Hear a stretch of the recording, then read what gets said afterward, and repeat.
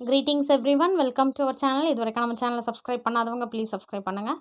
இந்த வீடியோவில் 9th standard English Prose 2 I can't climb trees anymore இருக்கு இல்லையா, அந்த யூனிட்டோட paragraph question பார்க்கலாம். பேஜ் 34ல் இருக்குது. Based on the story and your own ideas, write your answers in about 80 to 100 words each. First one, imagine yourself as the writer. Narrate the story of your visit to your ancestral house. அதாவது உங்களை நீங்கள் ரைட்டராக வந்து imagine பண்ணிக்கிட்டு இந்த ஸ்டோரியை, அதாவது உங்களோட ancestral ஹவுஸ்க்கு visit பண்ணிங்கன்னா அதை பற்றி எழுத சொல்லியிருக்காங்க. One day I went to my ancestral house. When I was young it was owned by my grandmother. Before 10 years it was sold. After that I didn't get chance to visit. It had been changed a lot. While we used there was no fence. Now a fence was raised. அதாவது நான் சின்ன பிள்ளையாக இருக்கும்போது அந்த grand mother வந்து என்னோடய பாட்டி வீடு இருந்தது. ஒரு 10 வருஷத்துக்கு முன்னாடி அதை விற்றுட்டாங்க. அதுக்கு அடுத்தது எனக்கு ஒரு சான்ஸ் கிடச்சிது போய் பார்க்குறதுக்கு. அப்போ நிறைய மாற்றம் இருக்குது. It has been changed a lot.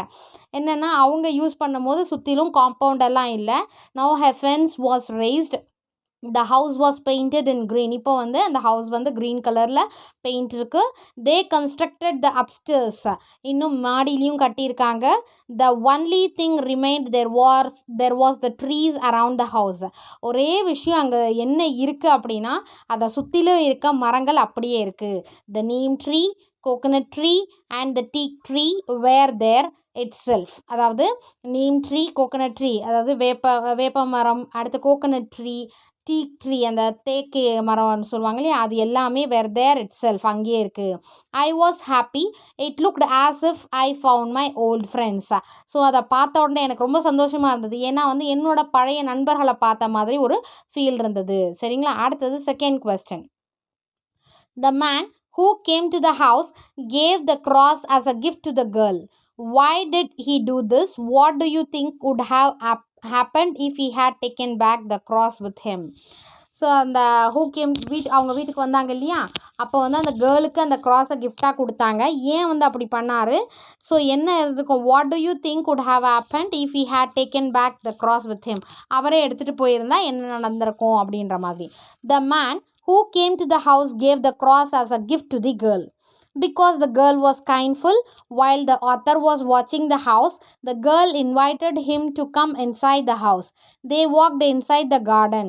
So என்ன ஆச்சுன்னா, அந்த கிஃப்ட் க்ராஸ், அப்படி அந்த க்ராஸை வந்து கிஃப்டாக அந்த பொண்ணுக்கு கொடுத்ததுக்கு காரணம் என்னென்னா, அந்த கேர்ள் வந்து ரொம்ப பணிவான, வெரி கைண்ட். அதுக்கடுத்தது அந்த ஆத்தரோடு வந்து சுற்றி அந்த வீட்டையும் பார்த்துக்கிட்டு இருக்காங்க.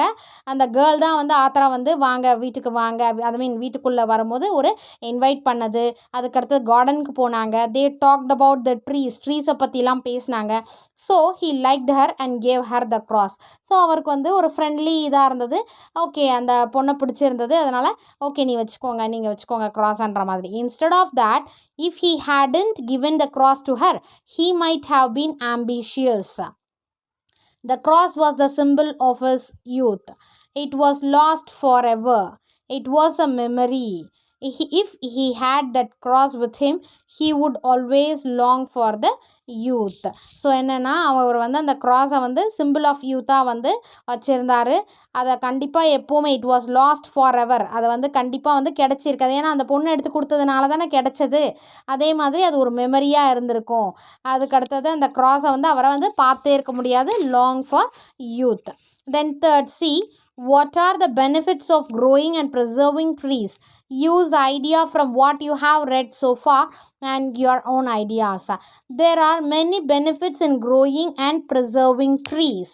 The trees give oxygen to breathe, fruits to eat, and shade to take rest. Each and every parts of the trees are useful. They are the landmark of the house. The children like to play in the trees. They are their secret place to hide. Moreover, they are their true friends. நிறைய benefits இருக்குது grow பண்ணுறதோ இல்லை preserving ட்ரீஸோ. ஏன்னா அது நமக்கு வந்து ஆக்சிஜனை கொடுக்குது, ஃப்ரூட்ஸ் தருது, அதுக்கடுத்து நிழல் தருது. ஸோ ஒரு பார்ட்ஸ் ஆஃப் ட்ரீஸும் நமக்கு யூஸ்ஃபுல் தான். ஈவன் அந்த ஹவுஸோட லேண்ட்மார்க்குன்னு கூட சொல்லலாம். அந்த மாமரம் இருக்குது பார்த்தீங்களா, அங்கே தான் அவங்க வீடு, அந்த மாதிரி ஒரு லேண்ட்மார்க் பண்ணி சொல்லுவாங்க பார்த்தீங்களா. ஸோ அந்த மாதிரி லேண்ட்மார்க்காகவும் இருக்குது.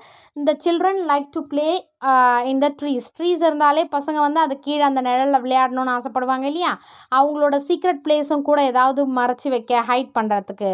மோரோவர் அவங்களுடைய ட்ரீன்றது அவங்களுடைய இந்த குழந்தைங்களுடைய ட்ரூ ஃப்ரெண்ட்ஸுன்னு சொல்லலாம். ஸோ காமன் பேராகிராஃப் பார்த்தீங்கன்னா, I can't climb trees anymore. Author வந்து Ruskin Bond. Genre autobiography. Then theme வந்து recollecting childhood memories. A man comes in search of his old house. So ஒருத்தவங்க வந்தாங்க. இது வந்து காமன் பேராகிராஃப்.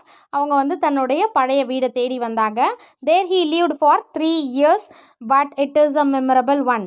அங்கே வந்து பார்த்திங்கன்னா 3 வருஷம்தான் அவர் வாழ்ந்தாராம். பட் இருந்தாலும் அது தன்னோட மெமரபிள் ஒன்னாக இருந்தது.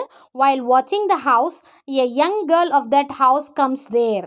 ஸோ அந்த வீடை பார்த்துக்கிட்டே இருக்கும்போது ஒரு சின்ன குழந்தை வந்து அங்கே வந்தாலாம். She is the daughter of a colonel. So அவங்க யாருன்னா அந்த கர்னலோட டாட்டர் அவங்க பொண்ணு. With her help he visits the garden. அந்த பொண்ணோட உதவியாக, அந்த யங் கேர்ளோட உதவியாக அங்கே இருக்கிற கார்டனை அவர் விசிட் பண்ணார். He remembers his grandparents and a jack tree.